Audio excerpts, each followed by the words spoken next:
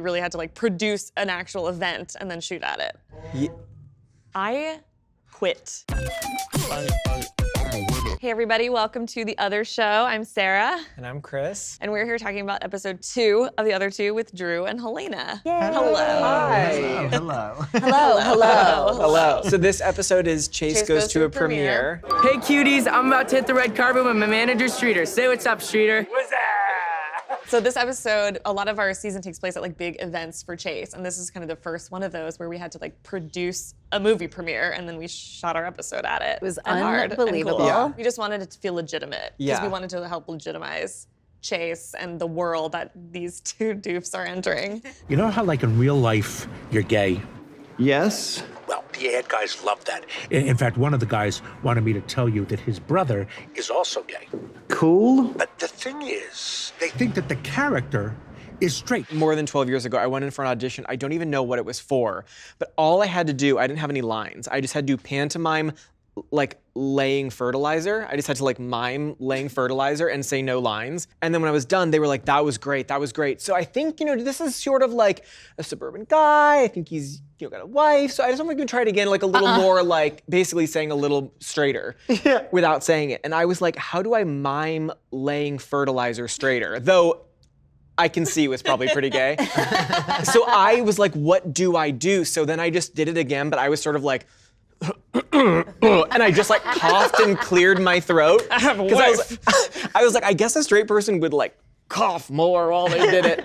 And then I got it, and I've been in those commercials for years. You've seen them? Yeah, Very good.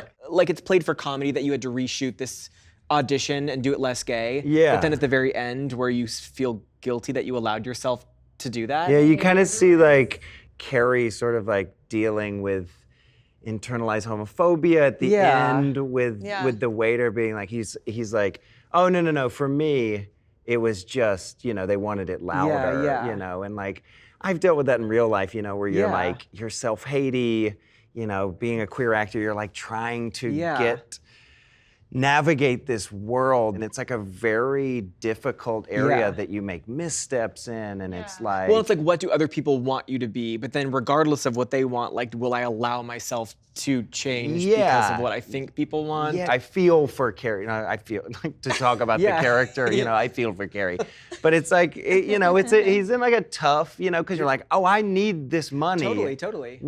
I'm gonna like throw myself out the window. No, I like that it never occurred to him. When his agent was like, do it again, less gay, he's like, okay, that's what you gotta do. Yeah. And then you're like, oh, duh, it is, it's Yeah. rough. Yeah. It's so sad. Your daddy's dead.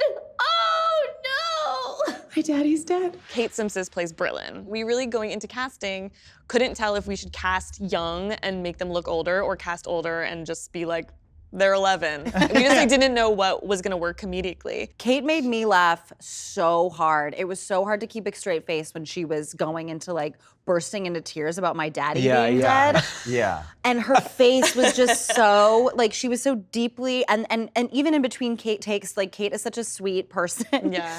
That the whole picture was just unbelievable. Yeah, because the idea of that character is like very broad or almost sketchy. So we were trying to make sure it's still grounded, but she was so good and like so funny, but still real, even though it was so preposterous. Yeah. She's great. I loved her. Brooke, thank God. Oh, this party is not fun. Yes, it is. I'm having fun. This episode also has my favorite unspoken joke in it, which is you get drinks for you and Cary, and you guys meet back together and you give him the little pink martini glass drink and you drink the whiskey, which is what Chris and I do. And we often order those things and then get delivered them opposite and we just silently switch. Great party, dude. This is a great party. Glad you're having fun, man.